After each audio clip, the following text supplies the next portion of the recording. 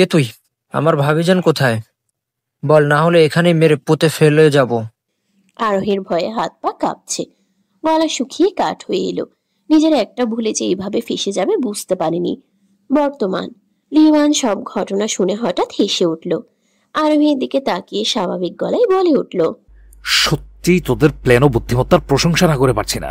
এই তোদের দেখেই তো শিখতে হবে নিজেদের পায়ে নিজেরাই কিভাবে কুড়াল মারে।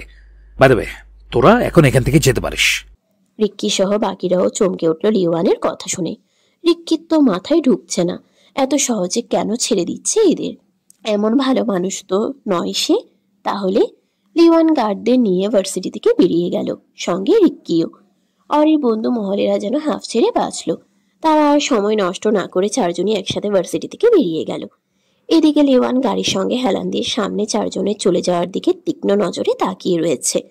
হঠাৎ রিক্কির দিকে তাকিয়ে বলে উঠল, তুলে নে ওই ইবলিশ শয়তানদের। রিক্কি একবার সামনের দিকে তাকিয়ে হেসে উঠল। সে তো ভাবতেই পারছিল না লিওয়ান এত সহজেই ছেড়ে দিবে তাদের। রিক্কি মাথা নাড়িয়ে গার্ডদের ইশারা করে নিয়ে যেতে লাগলো সামনের দিকে। লিওয়ান এক পলক তাকিয়ে গাড়ির ড্রাইভিং সিটে এসে বসে পড়ল। এক টানে মুখের মাস্ক খুলে এক সাইডে ছুঁড়ে ফেলে দিল। মাথা এলিয়ে দিয়ে চোখ দুটো কিছুক্ষণ বন্ধ করে রাখলো। অতঃপর ঠোঁটের কোণে শয়তানি হাসি ফুটিয়ে গুনগুন করে উঠল। সেই চিরচেনা খুব পরিচিত বাড়ির সামনে রিক্সা থেকে নেমে এলো অরি।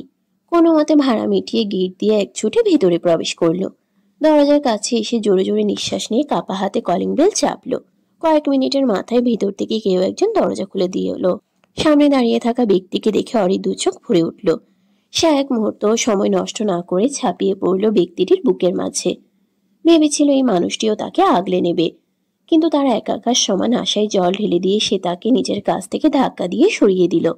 অরি বিস্মিত হয়ে কিছু বলার জন্য মুখ খুলতেই তার ফর্সা বাম গালে সপাটে চড় এসে পড়ল। অরি বাম গালে হাত রেখে অবাক দৃষ্টিতে তাকিয়ে রয়েছে জন্মদাত্রী মায়ের রাগান্বিত চেহারার দিকে। সে অস্ফুটে স্বরে বলল, আমায় তুমি মারলে মাম্মা? মিসেস মারিয়ানা চৌধুরী মেয়ের কথা শুনে রাগে গজগজ করে বললেন, মেরেছি, বেশ করেছি, দরকার হলে আরও মারব। বিয়াদ্দব মেয়ে, এই থাপ্পড়টা যদি আগে দিতাম হয়তো পরিবারের সবার মুখে চুনকালি মাখিয়ে পালিয়ে যেতে না। তোমাকে আমার মেয়ে বলতে লজ্জা লাগে, ছি। অরি থেকে নিজের মুখ ফিরিয়ে নিলেন তিনি। এদিকে অরি ঠোঁট কামড়ে কান্না আটকানোর চেষ্টা করছে। সে দু হাতে গাল মুছে অসহায় কণ্ঠে বলল, প্লিজ মাম্মা, আমার ভুল বোঝো না। আমি ইচ্ছে করে করিনি এমনটা। আমি তো জানতামই না এমনটা হবে। ওই লোকটা হয়েছে, থাক, এখন আর এত মিথ্যা সাফাই গাইতে হবে না। যা মান সম্মান নষ্ট হওয়ার তা তো অলরেডি হয়েই গেছে। এখন কি করতে এসেছো এখানে? যাও না, যাও, যার সঙ্গে রং ঢং করে ভরা বিয়ের আসর থেকে পালিয়ে গেলে তারই কাছে যাও। তুমি যেদিন এখান থেকে পালিয়ে গেছো ওই দিন থেকেই এই বাড়ির দরজা সারা জীবনের জন্য তোমার জন্য বন্ধ। আমি তোমাকে মেয়ে হিসেবে মানি না। আমাদের মেয়ে একটাই, আর সেটা অনন্যা চৌধুরী। মিসেস মারিয়ানা চৌধুরী অরির মুখ থেকে কথা ছিনিয়ে নিয়ে কঠোর গলায় বললেন। সেটা শুনে অরি নাক টেনে ভেতরে জোর করে প্রবেশ করে বলল, তুমি বললে আর হয়ে গেল নাকি? আমি এই বাড়ির মেয়ে ছিলাম, আছি এবং ভবিষ্যতেও থাকবো। তুমি চাও বা না চাও মাম্মা, আমি পাপার মেয়ের অধিকারেই এখানেই আসবো। মিসেস মারিয়ানা চৌধুরী তাচ্ছিলের সুরে বললেন, অধিকার? কি অধিকার দেখাচ্ছ অরি? তোমার আর এই বাড়িতে কোনো অধিকার নেই। তুমি স্বেচ্ছায় এই বাড়ি ছেড়ে গিয়েছো অন্যের হাত ধরে। আর পাপা? কিসের পাপা তোমার? এতই যদি পাপাকে ভালোবাসতে তাহলে এমন জঘন্য কাজ করার স্বপ্নেও ভাবতে না। শুধু তোমার জন্য মানুষটা হার্ট অ্যাটাক করে হাসপাতালে ভর্তি হয়েছে, সবার সামনে বাজেভাবে অপমানিত হয়েছে। এত বছরের কষ্ট করে একটু একটু করে গড়ে তোলা সম্মান এক ঝটকায় ধুলোই মিশিয়ে দিয়েছো। আর এখন এটা দেখতে এসেছো আমরা মরে গেছি নাকি বেঁচে আছি? প্লিজ মাম্মা, এসব কথা বলা বন্ধ করো। আমার কথাটা একবার শুনে নাও প্লিজ। অরি অসহায় চোখে তাকিয়ে বলল। কিন্তু তার আজকের অসহায়ত্ব দেখে মিসেস মারিয়ানা চৌধুরীর মনটা খানিক নরম হল না।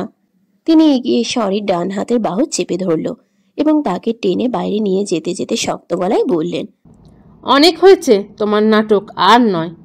সব তো ওই চিঠিতেই লিখে দিয়েছো, তাহলে কেন তোমার কথা শুনবো?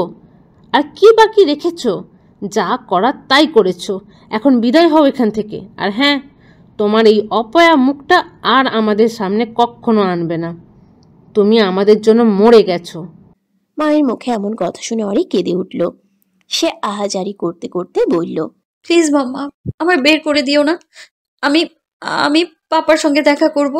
শুধু একবার পাপার সঙ্গে আর বোনটার সঙ্গে দেখা করতে দাও মাম্মা, তারপর আমি এখান থেকে চলে যাব, প্লিজ মাম্মা। অরির কোনো কথা আজ মিসেস মারিয়ানার কানে পৌঁছায়নি। নিজের কথায় অটল তুনি। যে মেয়ে তাদের কথা সম্মান ভেবে দেখেনি তাকে মেনে নেওয়ার কোনো প্রশ্নই ওঠে না। যার সঙ্গে গিয়েছে ওই মেয়ে তার সঙ্গেই থাকুক। অরিকে দরজার কাছে টেনে নিয়ে এসে অপর প্রান্তে ছুঁড়ে ফেলে দিলেন মিসেস মারিয়ানা চৌধুরী এবং মেয়ের আর কোনো কথা না শুনেই মুখের উপর সজোরে দরজা লাগিয়ে দিলেন। অরি পাগলের মতো হাওমাও করে কাঁদছে। দরজায় দু হাত দিয়ে বারবার আঘাত করছে, তবুও তার করুণ আকুতি মিনতি আজ মায়ের কঠোর হৃদয় ভেদ করতে পারল না। এদিকে মিসেস মারিয়ানা রান্নাঘরে দৌড়ে গিয়ে শাড়ির আঁচলে মুখ গুজে ফুপিয়ে কেঁদে উঠলেন। তিনি তো একজন মা, স্বয়ং জন্মদাত্রী। সন্তান হাজার অন্যায় করুক, তবুও মায়ের হৃদয় যে পুড়ে। নিজের সন্তানের চেয়ে দ্বিগুণ কষ্ট হয় মায়েদের, আর সেই কষ্ট চেপে রেখে নিজেকে কঠোরভাবে উপস্থাপন করতে হয় যেন সে একই ভুলটা বারবার না করে। অরি কান্নারত অবস্থায় উঠে দাঁড়িয়ে আবার দরজায় আঘাত করে চেঁচিয়ে বলে উঠল, তোমার মেয়ে পালিয়ে যায়নি মাম্মা, তাকে জোর করে তুলে নিয়ে যাওয়া হয়েছে। ওই জানোয়ারটা তোমাদের আদরের মেয়েকে একেবারে নিঃশেষ করে দিয়েছে। তোমার মেয়ে ভালো নেই মাম্মা, একটুও ভালো নেই। ওই নরক যন্ত্রণায় তোমার মেয়েটা তিলে তিলে মরছে। তোমার মেয়ের সব কিছু কেড়ে নিয়েছে। নিজের বলতে তোমরা ছাড়া আর কিছুই নেই মাম্মা। প্লিজ দরজাটা খুলে দাও, জাস্ট একবার তোমাদের মন ভরে দেখতে দাও। আমি কথা দিচ্ছি আর কখনো এখানে আসবো না। তবু প্লিজ একবার আমার ভেতরে যেতে দাও, প্লিজ মাম্মা। দরজার ওপাশ থেকে কোনো সারা শব্দ হলো না। অরি কাঁদতে কাঁদতে দরজার গা ঘেঁষে নিচে বসে পড়ল এবং চিৎকার দিয়ে কেঁদে উঠল। সে আজ মন ভরে কাঁদছে। এতদিনের চেপে রাখা কান্নাগুলো যেন আজ বাঁধ ভেঙে মুক্ত হয়ে ঝরছে। প্রায় অনেকক্ষণ কাঁদার পর শান্ত হলো অরি। চোখ মুখ মুছে চুপটি করে ওখানেই পড়ে থাকলো। কিন্তু তার আরাম যেন ফোনটা সহ্য হলো না। কর্কশ শব্দ তুলে নিচে রাখা আরোহীর গুগল পিক্সেল 11 ফোনটি বেজে উঠল। অরি ওড়না দিয়ে চোখ দুটো ভালো করে মুছে নিয়ে ফোনটা হাতে তুলে নিল এবং স্ক্রিনে অরি নামটা ভেসে উঠল। অরি ভাবল হয়তো আরোহী ফোন দিয়েছে, তাই কিছু না ভেবে ফোন রিসিভ করে কানে তুলতেই তার পুরো পৃথিবী থমকে গেল। হ্যালো সুইটহার্ট, আশা করি পিতামাতার সঙ্গে দেখা করে নিশ্চয়ই ভালো আছো, কিন্তু তোমার বন্ধু মহল একটুও ভালো নেই তোমাকে ছাড়া। তাই অগত্যা তোমাকে ফোন দিয়ে ডিস্টার্ব করলাম। ট্রাস্ট মি, তোমাকে কল দেওয়ার একটু ইচ্ছে ছিল না। অরির পুরো শরীর কাঁপছে, গলা শুকিয়ে কাঠ হয়ে এসেছে। মনে হচ্ছে কেউ তার গলাটা শক্ত করে চেপে ধরে রেখেছে। শরীরের সমস্ত শক্তি মুহূর্তের মধ্যে শেষ হয়ে যাচ্ছে। কপাল বেয়ে ঘাম গড়িয়ে পড়ছে। অরি বেশ কয়েকবার ঢোক গিলে গলাটি ভিজাতে চাইলেও পারছে না। আবারও অপর প্রান্ত থেকে খুব পরিচিত কণ্ঠস্বর ভেসে এলো। কি হলো বিবিজান, চুপ করে আসো কেন? এই সামান্য কয়েক ঘন্টার মধ্যেই নিজের স্বামীর কণ্ঠস্বর ভুলে গেলে? This is not fair.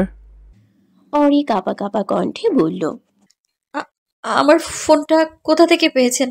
এটা তো আমি অরির পুরো কথাটি শেষ হবার আগেই লিওয়ান গম্ভীর কণ্ঠে বলে উঠল, শুধু তোর ফোন পাইনি, আর অনেক কিছুই পেয়েছি, সঙ্গে 4-4টে ইবলিশ শয়তানদেরও।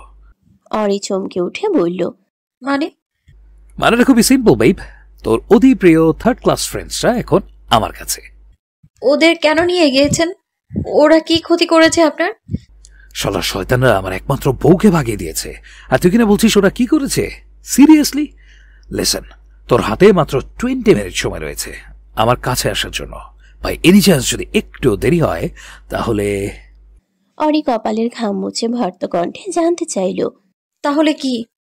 লিওয়ান হেসে উত্তর দিল, তাহলে তোর বন্ধু মহল আগামীকাল সকালে সূর্যের আলো দেখা থেকে বঞ্চিত হয়ে যাবে। আর শুধু আগামীকাল না, সারা জীবনের জন্য। এই লিওয়ান চৌধুরী তার বউকে পাওয়ার জন্য সব কিছু করতে পারে। তাই সময় নষ্ট না করে তাড়াতাড়ি আমার কাছে চলে আয়। তোর স্বামী অনেক আগ্রহে তোর জন্য অপেক্ষা করছে। You are my only a little fucking teddy bear, so come baby, come. বলে লাইন কুটে দিল লিওয়ান চৌধুরী। এদিকে ভয়ে অরির হাত পা ঠান্ডা হয়ে গেল।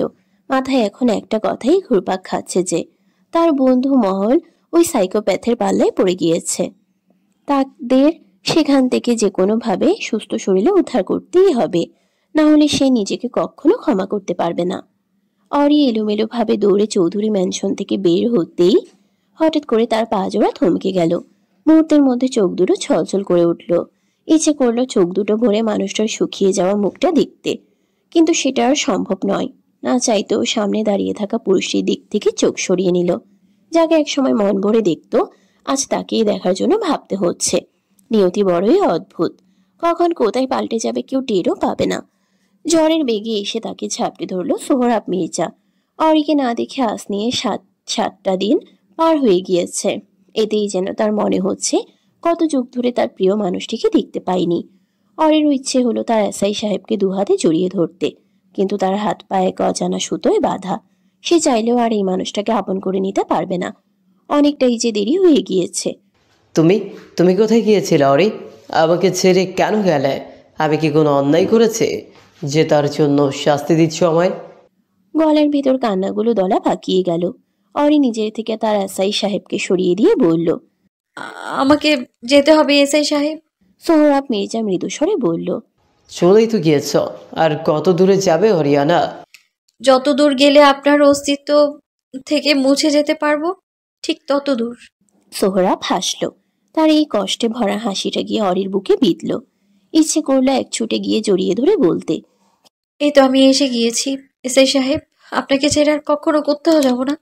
আমি শুধুই যে আপনার। কিন্তু বলতে পারল না। মনের কথা মনের মাঝেই চেপে রেখে পাশ কাটিয়ে চলে যেতে লাগলো। সোহরাব তার বাঁ হাত আলতো করে চেপে ধরে বলল, আমার প্রশ্নের উত্তর পেলাম না। আজ নয়, আজ যে বড্ড তাড়া রয়েছে এসআই সাহেব। কিসের তো তারা তোমার? অরি চোখের পানি আড়াল করে অন্যদিকে তাকিয়ে কাঁপা কাঁপা গলায় বলল, আমার স্বামী আমার জন্য অপেক্ষা করছে। অজান্তে অরির হাত ছেড়ে দিল সোহরাব মির্জা। অরির মুখে স্বামী ডাকটি শুনে বুকের মাঝে চিনচিনে ব্যথা অনুভব করল। সে অবিশ্বাস্য চোখে অস্ফুটে বলল, তো তুমি তুমি বিয়ে করে নিয়েছ? অরি বড় একটা নিঃশ্বাস নিয়ে বলল, হ্যাঁ, আমি আমার অপ্রিয় মানুষটাকে বিয়ে করে নিয়েছি। তাহলে আমি কে? আমার সঙ্গে এতদিন কি ছিল? আপনি আমার অতীত। আপনার সঙ্গে জাস্ট টাইম পাস করেছি আমি। চিঠিতে তো সবটা বলাই আছে। আশা করছি আপনিও লাইফে মুভ অন করবেন, আর আমার থেকে একজন ভালো সঙ্গীকে নিজের জীবন সঙ্গী করবেন। এখন চলি, ভালো থাকবেন। পারলে এই বেমানটাকে ক্ষমা করে দিয়েন। অরি সামনের দিকে ঘুরে হাঁটা শুরু করলো। ডার্ক সার্কেল পড়া দুটো চোখ অশ্রুতে টলমল করে উঠল। সে পিছনে না তাকিয়ে অনুভব করতে পারছে তার এসআই সাহেবের চোখেও পানি চিকচিক করছে। অরি নাক টেনে হাতের উল্টো পিঠ দিয়ে চোখের পানি মুছে নিয়ে বিড়বিড় করে বলল, আমায় ক্ষমা করে দিন এসআই সাহেব। আপনাকে হার্ট করতে চাইনি আমি, কিন্তু আমি আমি বাধ্য। আমার এই অভিশপ্ত অধিক অন্ধকারের জীবনের সাথে আপনাকে জড়াতে চাই না আমি। আপনি ভালো থাকুন, চাইলে আমায় অভিশাপ দিয়েন, তবু সুখে থাকুন আপনি। এখন বাজে দুপুর 2টা। লিও ম্যানশনের বিশাল আকৃতির ছাদে চেয়ারের সঙ্গে বাঁধা অবস্থায় রয়েছে মিম, আরোহী, শিহাব ও রাকিব। তারা ভার্সিটি থেকে বের হওয়ার পর রাস্তা দিয়ে হাঁটার সময় রিক্কি তার দলবল নিয়ে এসে এক প্রকার জোর করে তাদের তুলে নিয়ে এসেছে। তারপর থেকে কড়া রোদের মাঝে তাদের হাত পা মুখ বেঁধে রাখা হয়েছে। চারজনই ঘেমে একাকার হয়ে গেছে। মিম আরোহী রীতিমতো ভয়ে কাঁপছে।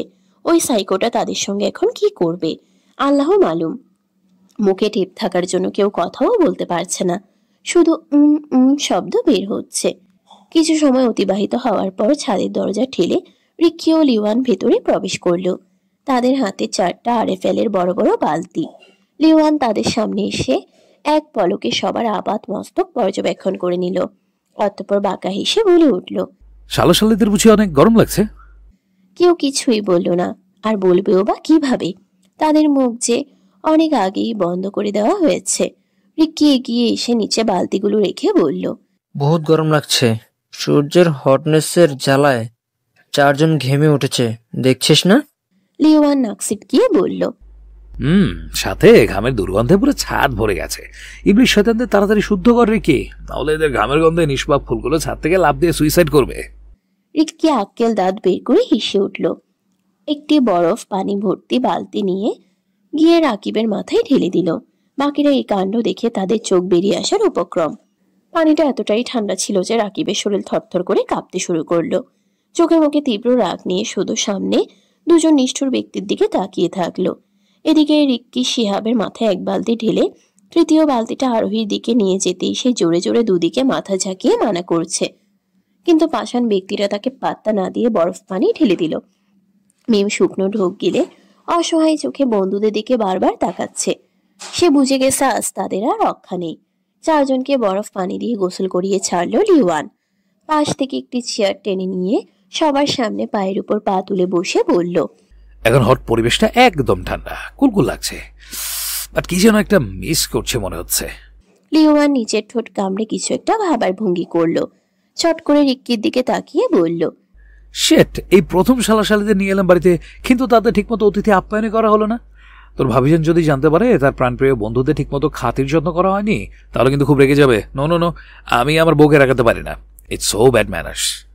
লিওয়ানের ভালো সাজার অভিনয় দেখে চারজনের শরীর রাগে চলে যাচ্ছে। ইচ্ছে করছে দুইটাকে ধরে নর্দমার পানি খাওয়াতে, না হয় এই ডুপ্লেক্স বাড়ির ছাদ থেকে এক ধাক্কায় ফেলে দিতে। কিন্তু তারা আজ মাইনকার চিপায় পড়ে গেছে, চাইলেও এখন কিছু করার ক্ষমতা নেই তাদের। রিক্কি লিওয়ানের কথার মানে বুঝতে পেরে অনেক আগেই ছাদ থেকে নেমে গিয়েছিল। প্রায় 10 মিনিট পর হাতে করে বিশাল ট্রে নিয়ে ছাদে প্রবেশ করলো। তার পিছু পিছু 3 জন গার্ডও ছিল, তাদের হাতেও লম্বা লম্বা ট্রে। বড় বড় 4টা ট্রে ছাদে থাকা টেবিলের উপর রাখলো। লিওয়ান গার্ডদের ইশারা করতেই তারা গিয়ে মিম, আরোহী, শিহাব ও রাকিবের মুখের টেপ টেনে খুলে দিল। এতক্ষণে যেন ভালো করে শ্বাস নিতে পারছে সবাই। আমাদের ছেড়ে দিন, নাহলে ওর পরিণাম খুব খারাপ হবে। শিহাব দাঁতে দাঁত চেপে বলে। সেটা শুনে লিওয়ান শব্দ করে হেসে দিয়ে বলল, ছেড়ে দেবো তো অবশ্যই, কিন্তু তার আগে একটু সেবা যত্ন করে নি শালা। আফটার অল তোদের দুলাভাই বলে কথা। মিম রাগে চিল্লিয়ে বলে উঠল, আমরা মানি না আপনি আমাদের দুলাভাই। আপনার মতো সাইকোপ্যাথ কারো স্বামী হওয়ারও যোগ্য নয়। লিওয়ান হামি তুলে বলল, আই ডোন্ট কেয়ার। আপনার মতো খারাপ মানুষ আমি আর দুটো দেখিনি। এই পৃথিবীতে এত এত মানুষ থাকতে আমাদের বান্ধবী চোখে পড়ল আপনার? কেন ওর সুন্দর লাইফটা নরকে পরিণত করছেন? কেন করছেন? আপনার কোনো পাকা ধানে মই দিয়েছে ও, যার জন্য এমন করছেন? আরোহীর কথা শুনে লিওয়ান কোমর থেকে তার কল্ট M1911.45 ACP পিস্তলটা বের করে পাশের টেবিলের উপর রাখলো। এটা দেখে আরোহী শুকনো ঢোক গিলে চুপ হয়ে গেল।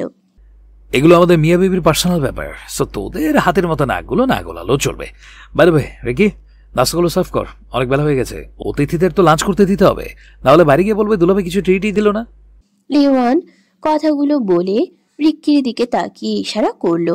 রিক্কি মাথা নেড়ে চারজনের সামনে লম্বা টেবিল রাখলো। তার উপরে 4টা ছোট মাঝারি সাইজের চীনামাটির প্লেট ও 4টা জুসের গ্লাস রাখলো। নাস্তার রূপে ভয়ঙ্কর খাবারের দিকে তাকিয়ে চারজনের চোখ ছানাবড়া হয়ে গেল। সাদা ধমধমে প্লেটের মাঝে রক্তিম 10টি ক্যারোলিনা রিপার বিদেশি মরিচ জলজল করছে। তার পাশে কাচের গ্লাসে সবুজ রঙের জুস। এটা কিসের জুস বুঝতে পারল না, কিন্তু ক্যারোলিনা রিপার দেখা মাত্রই তাদের হাওয়া টাইট হয়ে গেছে। ক্যারোলিনা রিপার মূলত মার্কিন যুক্তরাষ্ট্রের সাউথ ক্যারোলিনাতে জন্মায়। এটি বিদেশি মরিচ, অর্থাৎ বাংলাদেশে স্বাভাবিকভাবে জন্মায় না, তবে চারা বা বীজ আমদানি করে দেশে আনা যায়। এর ঝালের মাত্রা স্কভিল হিট ইউনিটস বা সু প্রায় 15 লাখ থেকে 22 লাখ। তুলনায় সাধারণ লাল মরিচ 5,000 থেকে 30,000 সু, হাবানেরো মরিচ 1 লাখ থেকে 3,50,000 সু। অর্থাৎ ক্যারোলিনা রিপার তুলনামূলকভাবে অন্যান্য মরিচের চেয়ে 10 থেকে 20 গুণ বেশি ঝাল। লাল আগুন ছোঁয়ার মতো ঝলমলানো মরিচগুলো ছোট হলেও দুষ্ট কৌতুক মনে করিয়ে দেয়। প্রত্যেকটা যেন তার মাথার কোণে বাঁকানো শিং নিয়ে দাঁড়িয়ে আছে, যেমন কেউ হঠাৎ চিৎকার করে বসবে। এই রং এত উজ্জ্বল যে চোখেও আগুন জ্বালাতে পারে। লাল, মাঝে মাঝে হলুদাভ দাগ, ঠিক যেন সূর্যাস্তের শেষ সোনালি আলো। মুখে রাখলেই শুধু ঝাল নয়, বরং সামান্য ফলের মিষ্টি স্বাদও খুঁজে পাওয়া যায়, যা প্রথমে ভুল বোঝাবুঝির মতো মনে হয়, কিন্তু পর মুহূর্তেই জ্বালার ঢেউ মুখ, গলা ও পেটে আগুনের মতো ছড়িয়ে পড়ে। ছোট আকারের এই মরিচটি নিজের ভেতরের অদ্ভুত শক্তি লুকিয়ে রেখেছে, যা কোনো সাধারণ মরিচের তুলনায় ভয়ঙ্কর। রিক্কি 4 জনের ডান হাত খুলে দিয়ে গম্ভীর কণ্ঠে বলল, স্টার্ট ইটিং নাও। 4 জনে একসাথে চিল্লিয়ে বলে উঠল, অসম্ভব। লিওয়ান কানে 2 হাত দিয়ে মুখ দিয়ে চবর্গীয় শব্দ বের করে পিস্তলটা হাতে নিয়ে তাদের দিকে তাক করে দাঁতে দাঁত চেপে বলল, এগুলো খাবি নাকি টাটকা কলি খাবি, কোনটা? চারজনই হতবাক হয়ে গেল। জীবনের প্রতি কার না মায়া থাকে, সবাই বাঁচতে চায়। এদিকে এই সাইকোটাকে দেখে ভালো লাগছে না তাদের। বলা তো আর যায় না, যদি সত্যি সত্যি গুলি করে দেয় তখন। তবুও তারা চারজন ভয় নিজেদের মধ্যে চেপে রেখে চুপচাপ বসে রইল। এদের ভাবসাব দেখে লিওয়ান এবার সত্যি সত্যি শুট করে দিল। ফলস্বরূপ গুলিটা গিয়ে আরোহীর পিছনে রাখা ফুলের টবে গিয়ে বিঁধল। সঙ্গে সঙ্গে ফুল সহ মাটির টবটি ভেঙে পড়ে গেল নিচে। গুলির বিকট আওয়াজে আশেপাশের কাক পক্ষীরাও ভয়ে ডানা ঝাপটাতে ঝাপটাতে দূর আকাশে উড়ে গেল। চারজন ভয়ে চোখ বন্ধ করে রয়েছে। লিওয়ান উঠে এসে মিমের কপাল বরাবর পিস্তল রেখে সোজা সাপটা বলল, তোরা সবাই একে অপরের জান, তাই না? সো এই জান পাখিটাকে যদি আজ মেরে দেই তাহলে কেমন হবে? মেয়ের অকাল মৃত্যু সইতে পারবে তো তার মা জননী? লিওয়ানের কথা শুনে তিনজন চমকে উঠে মিমের দিকে তাকালো। মিম নিজের কথা না ভাবলেও মায়ের কথা মনে হতেই কেঁদে দিল। তার যদি কিছু হয় তাহলে তার মাও বাঁচবে না। না না, ওকে মারবেন না প্লিজ। এই তো আমরা আমরা খাচ্ছি বলে আরোহী কাপা কাপা হাতে প্লেট থেকে একটি ক্যারোলিনা রিপার তুলে নিয়ে মুখে দিল। সঙ্গে সঙ্গে পুরো ফর্সা চেহারা রক্তিম বর্ণ ধারণ করলো। দাঁতে দাঁত চেপে মুখ অন্যদিকে ঘুরিয়ে রাখলো। গলা অসম্ভব রকমের জ্বালা করছে। লিওয়ান বাকিদের দিকে রাগান্বিত চোখে তাকালে তারাও একটি করে মুখে নেয়। অতিরিক্ত ঝাল সহ্য করতে না পেরে সবুজ রঙের জুসের গ্লাস তুলে নিয়ে ঢকঢক করে খেলো চারজন। কয়েক সেকেন্ডের মধ্যেই মুখ থেকে হরহর করে সব তরল পদার্থ নিচে ফেলে দিল। এটা কাঁচা করলা জুস ভাবতে গা গুলিয়ে এলো সবার। লিওয়ান আরামে চেয়ারের উপর বসে থেকে এদের কাণ্ড কারখানা দেখছে। রিক্কি আবার ট্রে ভর্তি করে কি যেন নিয়ে এসে তাদের সামনে রাখলো। চারজন খেয়াল করে দেখলো একটি বাটিতে মধুর মধ্যে গোটা গোটা অনেকগুলো রসুন মিক্স করা। নে, এটা খেলে হজম শক্তি বৃদ্ধি পাবে। ঝটপট পুরোটাই শেষ কর, কুইক। লিওয়ানের বলার আগেই আরোহী চামচ দিয়ে জাস্ট মধু তুলে খাওয়া শুরু করে দিয়েছে। ঝাল করলার জুস খেয়ে গলার অবস্থা খারাপ। আরোহী দেখা দেখি বাকিরাও জাস্ট মধু খেতে লাগলো। এদিকে রিকি বেকুবের মতো লিওয়ানের দিকে তাকালো। লিওয়ান খ্যাক করে বলে উঠল, মৌমাছির মতো মধু না গিলে রসুনও গেল। কিন্তু না, কেউই তার কথা শুনছে না। রিক্কি চট করে এসে বাটিগুলো নিয়ে গেল। চারজনের ঝাল ও তিতাভাব কমে এসেছে প্রায়। রিক্কি আবার ট্রে ভর্তি করে খাবার নিয়ে এসে এবার নিজ হাতে খাইয়ে দিল। কাঁচা মূলা কুচির সঙ্গে কাঁচা ডিম মিক্স খেয়ে চারজনে প্রায় বমি করে দিয়েছে। লিওয়ান নাকমুখ কুচকে রিক্কিকে বাকিটা হ্যান্ডেল করতে বলে সেখান থেকে চলে গেল। এদিকে রিক্কি এক একজনের মুখ চেপে ধরে 1 কাপ লবণ, হাফ কাপ গোলমরিচের গুঁড়ো, সঙ্গে দেশি মরিচের গুঁড়ো এবং এলাচি গুঁড়ো মিক্স স্পেশাল শরবত খাইয়ে দিয়ে বিড়বিড় করে বলে উঠল, নে, দুলাভাইয়ের তরফ থেকে স্পেশাল ট্রিট। আরো ভাগিয়ে দে অন্যের বউকে। এখন ঠেলা বুঝ। অরি রিক্সা থেকে নেমে ভাড়া মিটিয়ে ঝড়ের বেগে দৌড়ে এসে লিও ম্যানশনে প্রবেশ করলো। চারিদিকে তাকিয়ে পাগলের মতো চিৎকার করে মিম, আরোহী, শিহাব, রাকিবকে ডেকে চলল। কিন্তু কারোরই সারা শব্দ পেল না। এমনকি লিওয়ানকেও দেখতে পেল না।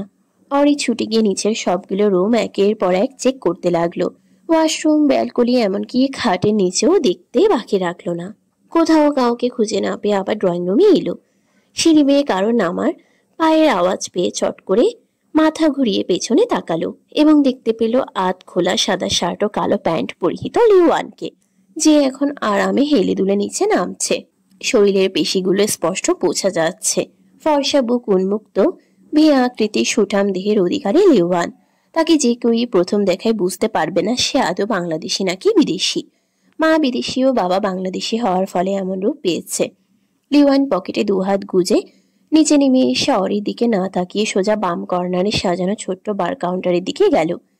গ্লাসে ককটেল ঢেলে গলা ভিজিয়ে দিয়ে কাউন্টারের সাথে হেলান দিয়ে অরির দিকে নেশালো দৃষ্টিতে তাকালো।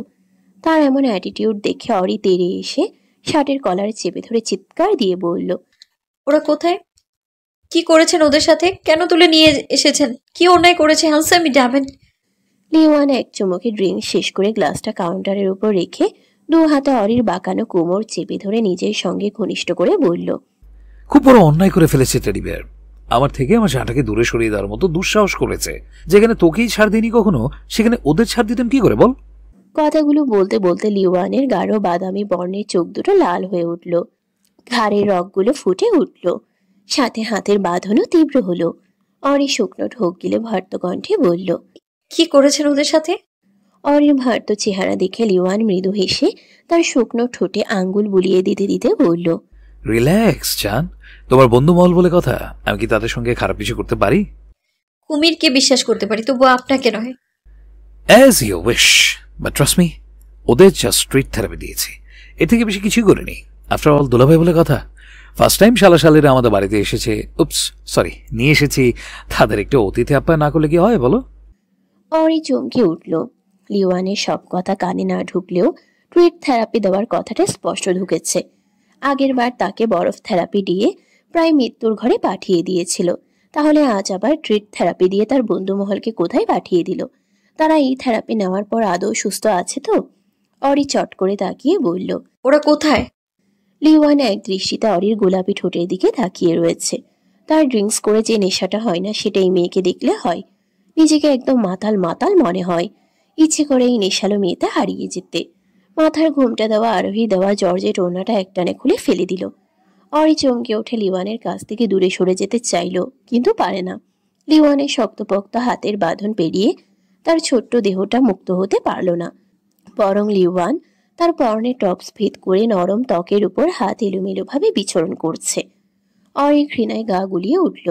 সে যতবার চেষ্টা করছে লিওয়ানের থেকে নিজেকে সরানোর জন্য, ঠিক তখনই আষ্টে পিষ্টে চেপে ধরছে। লিওয়ান গম্ভীর কণ্ঠে বলল, আর একবার যদি ছলছল পোকার মতো নড়িস, তাহলে আই সোয়ার তোর ওই থার্ড ক্লাস ফ্রেন্ড সার্কেলকে একদম চানা মেরে দেব। অরি নিস্তব্ধ হয়ে গেল। সেটা দেখে বাঁকা চোখে তাকিয়ে হেসে বলল, এই তো গুড গার্ল। হঠাৎ করে অরি দু হাতে মুখ ঢেকে কেঁদে উঠল। লিওয়ানের হাত থেমে গেল। অরির হাত দুটো সরিয়ে চোখের পানি মুছে দিয়ে দুগালে হাত রেখে কপালে কপাল ঠেকিয়ে ফিসফিস করে বলল, সরি, ইচ্ছা করে হাট করতে চাইনি, খুব বেশি লেগেছে? অরির কান গরম হয়ে গেল, তবুও নিজেকে সামলে নিয়ে বলল, আমার সঙ্গে যা ইচ্ছে করুন, তবু ওদের ছেড়ে দিন প্লিজ। ওরা নির্দোষ। এখানে যদি কারো ভুল হয়ে থাকে তাহলে সেটা আমার, ওদের তো কোনো দোষ নেই। প্লিজ ওদের যেতে দিন। লিওয়ান কিছুক্ষণ চুপ করে থাকলো, অতঃপর বের করে বলল, হ্যাঁ, আমিও নির্দোষ ছিলাম টেডি বিয়ার, আমি কোনো অন্যায় করিনি, তবু আজ অবধি বিনা দোষে শাস্তি ভোগ করে যাচ্ছি। লিওয়ান এতটাই ধীরে কথাগুলো বলেছে যেটা অরির কান অব্দি পৌঁছালো না, তাই সে শুধালো, কিছু বলবেন? লিওয়ান চট করে অরিকে ছেড়ে দিয়ে অন্যদিকে তাকিয়ে বলল, সবাইকে যেতে দেব, আর তারা কোথায় রয়েছে সেটাও বলবো, কিন্তু একটা শর্তে। অরি কিছুটা দূরে সরে গিয়ে বলল, কি শর্ত? লিওয়ান অরির আপাত মস্তক পর্যবেক্ষণ করে বাঁকা হেসে সোফায় এসে গা এলিয়ে দিল। অতঃপর একটি সিগারেট ধরিয়ে বলল, বেশি কিছু না, জাস্ট তোর ওই ধারালো মুখের রসালো ঠোঁটের কিস চাই। তুই সোজা নিচ থেকে করবি, আর আমি শুধু বসে বসে ফিল নেব। So come on baby. রাগে অরির শরীর কাঁপছে, সঙ্গে প্রিয় বন্ধু মহলকে হারিয়ে ফেলার ভয়টাও বুকের মধ্যে চেপে বসেছে। লিওয়ান সিগারেটে ধোঁয়া উড়িয়ে অরির দিকে ঘাড় ক্যাত করে ঘোলাটে চোখে তাকিয়ে বলল, যত লেট করবি ঠিক ততটাই কষ্ট পাবে তারা, আর যদি আমার মুড চেঞ্জ হয়ে যায় তাহলে কিসের জায়গায় বাসর করিয়ে ছাড়বো কিন্তু। সো যা সিদ্ধান্ত নিবি একটু জলদি করে নে, আমার হাতে সময় নেই। কথাগুলো শেষ হতেই অরি ছুটে এসে দু হাতে কলার চেপে ধরে অষ্টদয় নিজের দখলে নিয়ে নিল। লিওয়ান এক হাতে সিগারেট ও অন্য হাতে অরির কোমর চেপে ধরে পিছনের দিকে হেলে গেল, যার ফলে অরি তার শরীরের উপরে পড়ে গেল। তবুও সে লিওয়ানের ঠোঁট জোড়া ছাড়ল না। এতদিনের আঘাত, কষ্ট, ঘৃণা, রাগ, ক্ষোভ সব উগড়ে দিচ্ছে ঠোঁটের উপর। মদ, সিগারেটের গন্ধে পেটের নাড়িভুড়ি বেরিয়ে আসার উপক্রম। এদিকে লিওয়ান চোখ দুটো বন্ধ করে চুপচাপ সব ব্যথা সহ্য করে নিচ্ছে। এক সময় ঠোঁটের কোনা বেয়ে তাজা রক্ত গড়িয়ে পড়লেও সে অরিকে কোনো রকম বাধা দিল না, বরং নিজের সঙ্গে আরো ঘনিষ্ঠ করে নিল তাকে। প্রায় 5 মিনিট ধরে নিজের সর্বোচ্চ শক্তি দিয়ে লিওয়ানের ঠোঁট জোড়া কামড়ে ছেড়ে দিল অরি। সোজা হয়ে দাঁড়িয়ে কোমরে 2 হাত রেখে হাঁপাতে হাঁপাতে লিওয়ানের দিকে তাকালো, এবং তার রক্ত লেগে থাকা ঠোঁটের কোণে এক চিলতে হাসি ফুটে উঠল। যা কাজ একটু হলেও এই লোকটাকে কষ্ট দিতে পেরেছে। লিওয়ান সোজা হয়ে বসে হাতের তালু দিয়ে রক্তাক্ত ঠোঁটগুলো মুছে নিল, তবুও রক্ত বের হচ্ছে। অনি শুধু তার ঠোঁটের অবস্থা কাহিল করেনি, বরং তার জিহ্বার কিছু অংশ দাঁত দিয়ে কেটেছে। লিওয়ান পকেট থেকে রুমাল বের করে মুখ চেপে ধরে শান্ত চোখে অরির দিকে তাকালো। অরি এগিয়ে এসে লিওয়ানের কোমরে থাকা শার্টের অংশ উপরে তুলে নিজের মুখে লেগে থাকা রক্তগুলো মুছে বলল, আপনার শর্ত ডান। এখন বলুন ওদের কোথায় আটকে রেখেছেন? ছাদে। অরি আর এক মুহূর্তের জন্য সময় নষ্ট না করে ফ্লোরে পড়ে থাকা ওড়নাটি তুলে গায়ে জড়িয়ে সিঁড়ি পেয়ে দৌড়ে উপরে চলে গেল। এদিকে লিওয়ান তার যাওয়ার পথে কিছুক্ষণ তাকিয়ে থেকে মুচকি হাসলো। রুমাল ফেলে দিয়ে নিচে বসে সোফার সাথে হেলান দিয়ে সিগারেটের লম্বা টান দিল। আধো আলো আধারিতে বসে আছে সে। সাদা শার্টের বোতাম খোলা, বুকের কিছুটা অংশ উন্মুক্ত, সোফায় দু হাতের কনুইয়ে ভর দিয়ে মাথা পিছনে হেলানো। ঠোঁট থেকে ধোঁয়ার আস্ত ধারা বের হয়ে উঠছে অন্ধকারে। তার চারপাশটা নীরব, পর্দার আড়ালে ম্লান আলো এসে পড়েছে। পুরো দৃশ্যটা যেন এক রহস্যময় আবহ তৈরি করেছে, একটু বেপরোয়া, উগ্র, একটু নিঃসঙ্গ, আবার আকর্ষণীয়ও বটে। লিওয়ান আবার উপরের দিকে ধোঁয়া উড়িয়ে বিড়বিড় করে বলল, তুই ছুঁয়ে দিলে হায় কি যে হয়ে যায়, তোর আঘাতেও সুখ সুখ মনে হয়। উফ, এত স্বাদ কে?